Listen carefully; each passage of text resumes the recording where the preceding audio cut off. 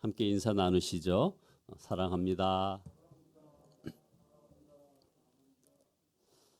예, 오늘 말씀 제목은 아직도 십자가 지는 것은 하고 이제 물음표를 남겨놨습니다. 그 다음 말은 아직도 십자가 지는 것이 두려운가요? 하는 이런 의미가 숨겨져 있습니다. 올해 사순절 시작은 보니까 3월 2일 날이 이제 제의 수요일이 되고, 그 다음 이제 4월 셋째 주가 부활주일이 되니까 그 어간이 바로 이제 사순절 기간이 되는 것 같습니다. 거기에 좀 이렇게 얼추 맞춰 보니까 요한복음 18장부터 마지막 21장까지를 소개하는 그런 시간을 가지면 딱 맞겠다는 생각이 들었습니다. 요한복음 18장부터 21장까지는 예수님이 십자가에 달리시고 부활하시고 승천하시는 생의 마지막 기사가 나옵니다. 요한복음에서 가장 큰 은혜가 있는 부분이기도 합니다. 오늘 우리가 함께 읽은 이 본문 요한복음 18장에 나오는 이 십자가가 단순히 우리 예수님이 우리 인류의 허물과 모든 죄를 짊어지고 돌아가신 바로 그 십자가 사건이라고만 생각하지 마시고, 바로 그 십자가가 나의 십자가 사건으로 생각하고 읽어보시면 그 은혜가 아주 큽니다. 정말 놀라운 은혜를 받으실 것입니다. 마태복음 16장 24절에서 예수님께서는 누구든지 예수님을 믿고 따르려면 자기를 부인하고 자기 십자가를 지고 예수님을 따라야 한다고 말씀하셨습니다. 우리가 예수님을 믿는다면 우리는 십자가를 지고 예수님을 따르는 사람들이라는 것이죠. 물론 예수님만 십자가를 지신 것이 아닌 것입니다. 여러분은 자기를 부인하고 자기 십자가를 지고 예수님을 따르라는 이 말씀이 여러분 이 새벽에 어떻게 느껴지십니까? 아마 상당히 많은 분들은 여전히 이 마음이 두려우실 것입니다. 이 두려움의 문제를 오늘 한번 다루고자 하는 것입니다. 자, 예수님을 믿는 것이 그렇게 정말 어려운 것인가? 꼭 우리가 십자가를 져야 되는가? 이 말씀이 나에게 해당되지는 않을 거야 하고 생각하신다면 이건 상당한 착각입니다. 그러나 예수님께서는 여기에서 분명히 말씀하셨습니다. 누구든지라고 말씀하셨습니다. 결국 예수님을 믿고 따르는 사람이라면 십자가를 지는 삶을 사는 것에 예외가 없다는 그런 말씀입니다. 우리 모두는 그 점에 대해서 아주 똑같은 사람들입니다. 우리의 문제는 십자가를 지는 것이 얼마나 힘들고 고통스러우냐가 아니라 십자가를 가지는 것에 대한 두려움입니다. 여러분 마음에 십자가를 지고 예수님을 따른다고 할 때 그 마음에 혹시 두려움이 있다면 하나님은 오늘 그 두려움을 해결해 주시기를 원합니다. 십자가의 길이 억지로 가는 것도 쉬운 일이 아닌 것 같은데 보십시오. 이 빌립보서 4장 12절에 보면 사도 바울은 그 십자가의 길을 막 달려간다고 하는 표현을 하고 있습니다. 자기가 가지고 있는 모든 유익한 것을 다 버리고 십자가의 길을 달려가는 사람도 사도 바울 같은 그런 분들이 있다는 것입니다. 오늘 새벽 예배에 참여한 우리 중에 혹시 지금 이 시간까지도 주님을 따라 십자가의 길을 간다는 것이 두렵다 할지라도 오늘 하나님께서 놀랍게도 여러분 마음을 바꿔주셔서 바로 이런 사도 바울처럼 내가 이 길을 달려가노라 하고 고백할 수 있게 해주실 줄 믿습니다. 자, 그러면 여기 사도 바울 같이 달려가는 사람들과 우리 같이 두려움을 느끼는 사람들의 이 차이는 뭡니까? 바로 두려움이 다른 것입니다. 십자가의 길에 대한 두려움이 있느냐 아니면 십자가의 길에 대한 두려움이 다 사라졌느냐 하는 이 차이가 있다는 것이죠. 실제로 우리가 두려워할 만한 일이 있어서 사실 우리가 두려운 것이 아니라는 것을 우리가 놓치고 있습니다. 바로 우리들 마음속에 두려움의 영, 이 두려움의 영 때문에 우리가 두려운 것이라는 것입니다. 여러분 보십시오. 어린아이 때는 혼자 있는 것이 굉장히 두렵지 않습니까? 그러나 나이만 들어도 이게 아무것도 아니지 않습니까?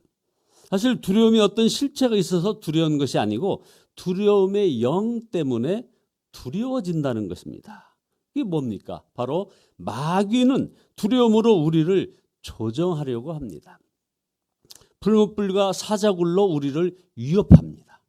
사람들에게 돌을 맞게 합니다. 목적은 십자가의 길을 가지 못하게 하여서 예수님과 분리시키려는 것이 바로 이 사탄 마귀의 전략입니다. 그 사탄 마귀의 전략의 그 도구가 바로 두려움이라는 것입니다.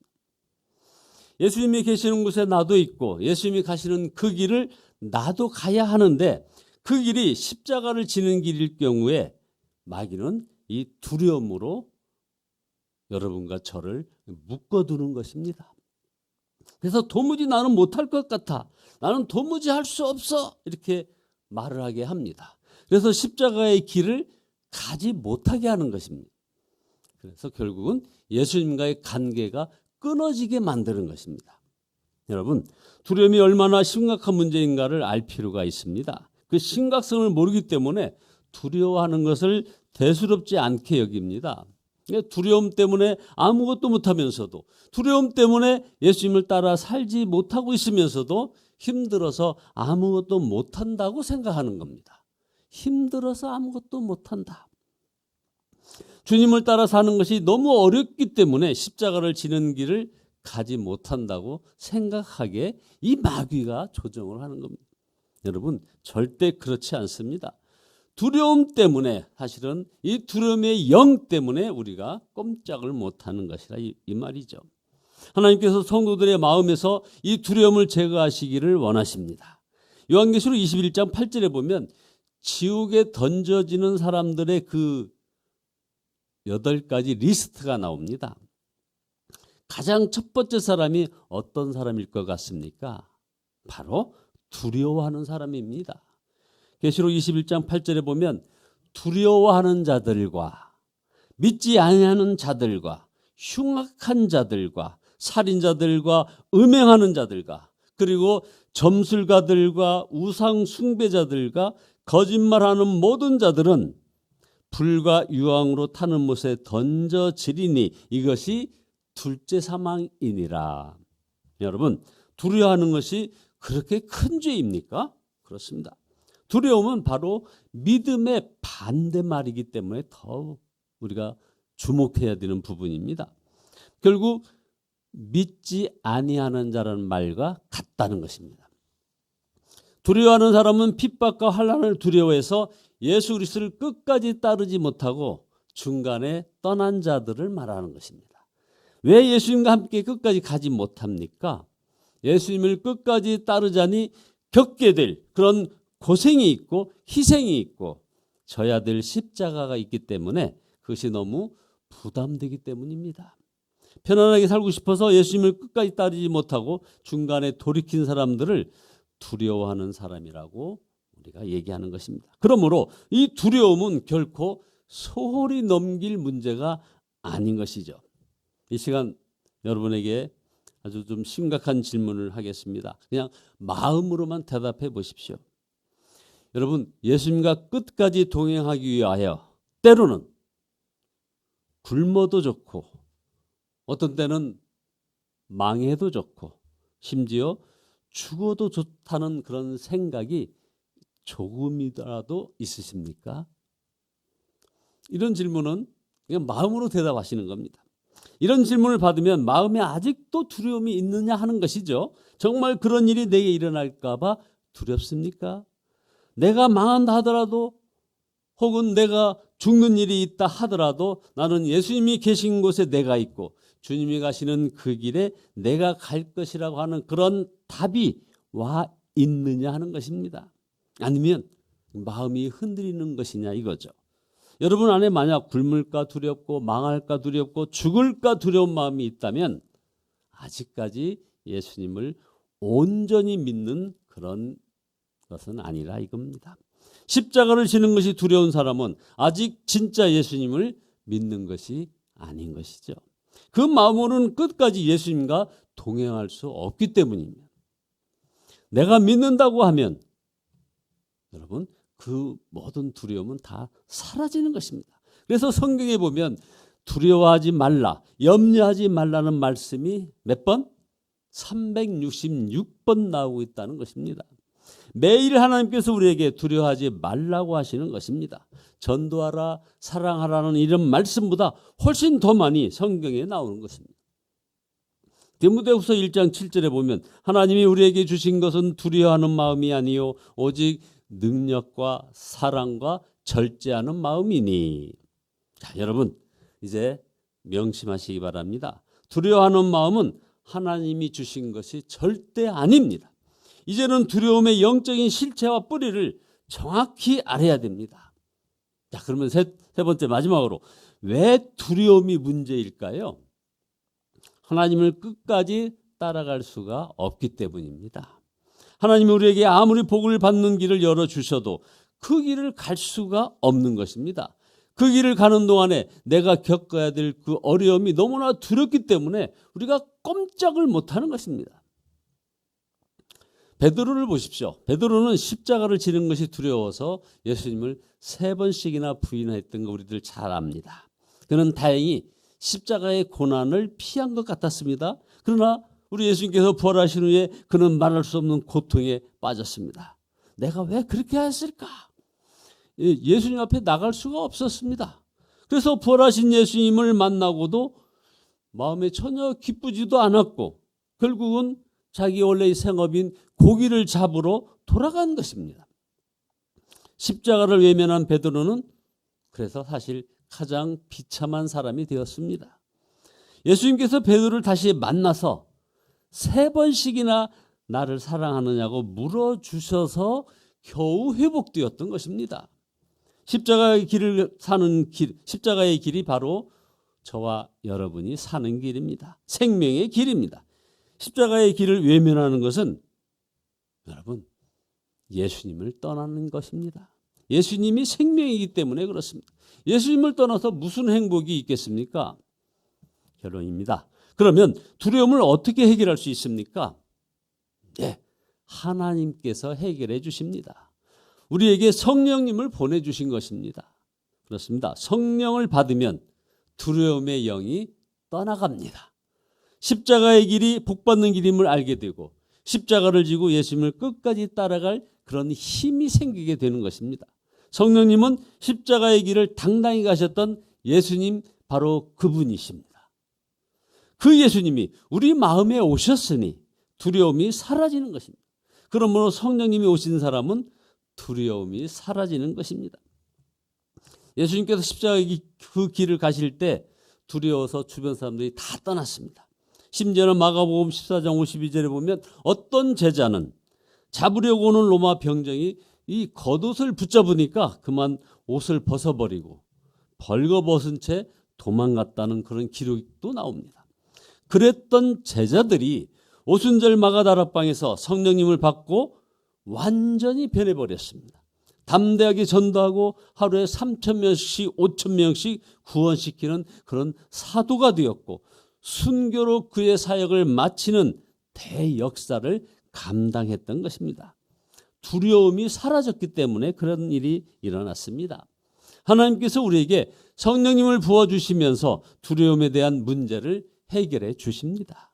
성령 받은 사람은 그래서 결코 두려워하지 않는 것입니다.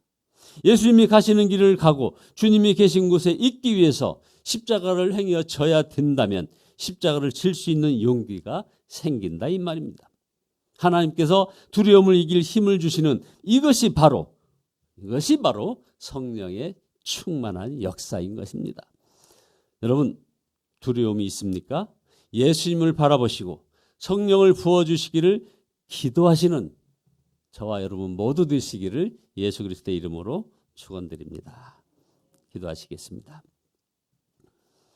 하나님께 영광 돌려드립니다. 회개합니다. 십자가 오늘 감사합니다. 아버지 하나님, 하나님께서 우리에게 성령님을 부어주시면서 우리들의 모든 두려움의 문제를 해결해 주심을 감사드립니다. 아버지, 성령이 더욱 저희들 마음속에 충만히 임하셔서 우리가 가지고 있는 모든 두려움을 이길 수 있는 그 힘을 허락하여 주심으로 담대하게 아버지 하나님 나아가는 저희들 되어지게 축복하여 주시옵소서. 행여 저희가 십자가를 져야 된다면 십자가를 질 수 있는 그런 용기까지도 저희들에게 허락해 주심으로 주님이 맡긴 귀한 우리의 사역을 잘 감당할 수 있도록 복의 복을 더하여 주시옵소서. 예수 그리스도의 이름으로 기도드리옵나이다.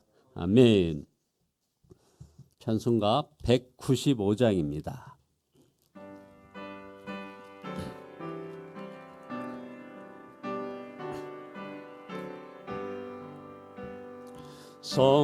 성령이여 우리 찬송 부를 때 진심으로 찬양하게 하소서. 성령이여 우리 기도 드릴 때 우리 곁에 계셔 일러주소서.